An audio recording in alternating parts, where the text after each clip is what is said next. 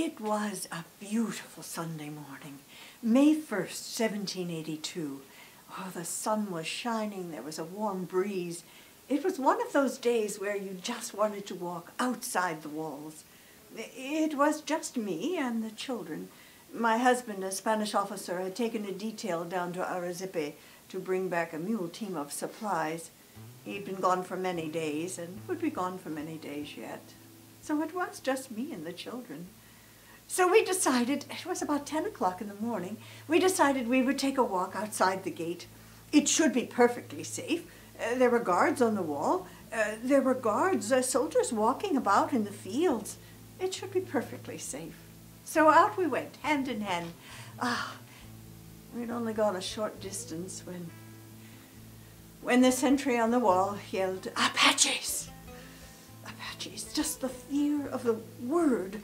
"Run, run, run!" I grabbed the children by the hand and we started to run back toward the main gate at the Presidio. Already you could hear the post drummer beating the call to arms. You could hear someone ringing the chapel bell wildly. Run, run, run! I looked out in the fields and there were Pima Indian men, women and children racing for the safety of their village. One group of women and children could not make it back in time, and so they jumped down into an arroyo, down into a ditch, and prayed there for safety. Run, run, run! Already you could see soldiers running from their quarters, gathering their muskets, climbing to their places on the wall. Run, run, run! I glanced back over my shoulder and I could not believe what I was seeing. This was not a raiding band of Apaches. This was hundreds of Apaches coming toward the main gate of the Presidio. Run, run, run! We made it back inside the main gate. I kissed Maria, my oldest daughter. She and the oldest girls would take all the young ones, take them into the chapel, barricade the door for the duration of the fight. Tomas, my oldest son, the older boys, the women, we would gather beneath the rampart. It was our job to load the extra muskets and pass them to the men on the line. Some women brought buckets of water in case flaming arrows came across. Some brought old sheets to tear for bandages, for it would be our job to take care of the wounded and to console the tired.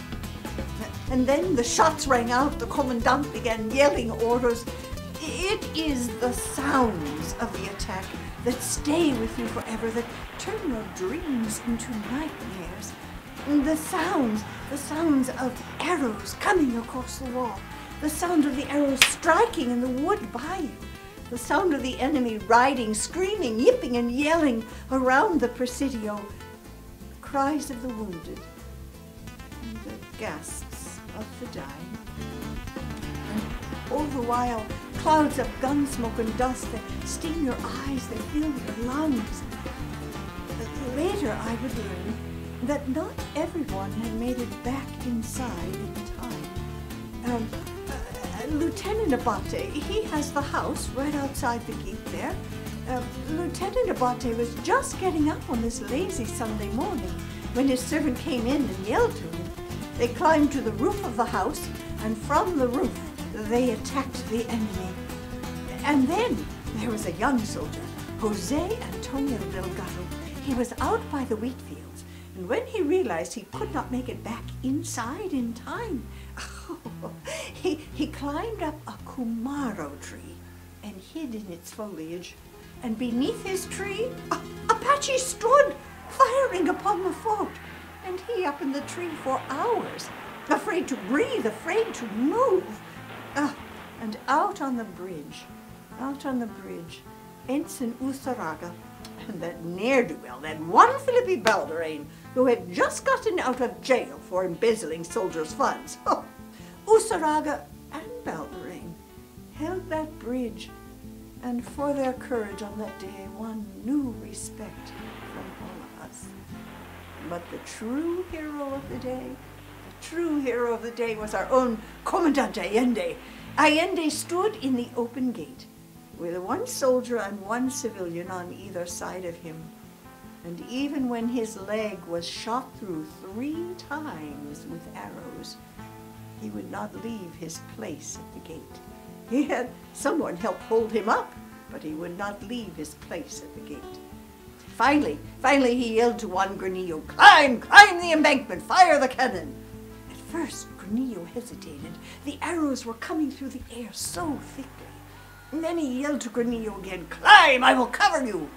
And Granillo this time, he started slowly, and then he scrambled up the embankment. He got to the cannon, he loaded the cannon, he kicked that fuse. Wiggle! The sound of the cannon is like thunder over your head. You can feel the sound in your chest.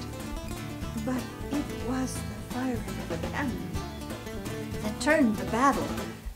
For the Apaches knew that their bows and arrows were now no match for the destruction the cannon could bring. For our part, two were killed. The woman daughter Pedro, she was killed as she came from her house. Many were wounded. Commandant Allende, his wounds are still not healed to this day. But it was this attack of May 1st that convinced Allende that instead of wood walls, now the fort must have strong adobe walls go up around us. For someone like me, a wife, a mother, attacks like May 1st, you hug your husband and your children much more tightly. Attacks like May 1st, they forge a family's bond. They forge a people's determination, a community's resolve. We will survive. We will survive on this spot. For this is now our home. This is now our Tucson.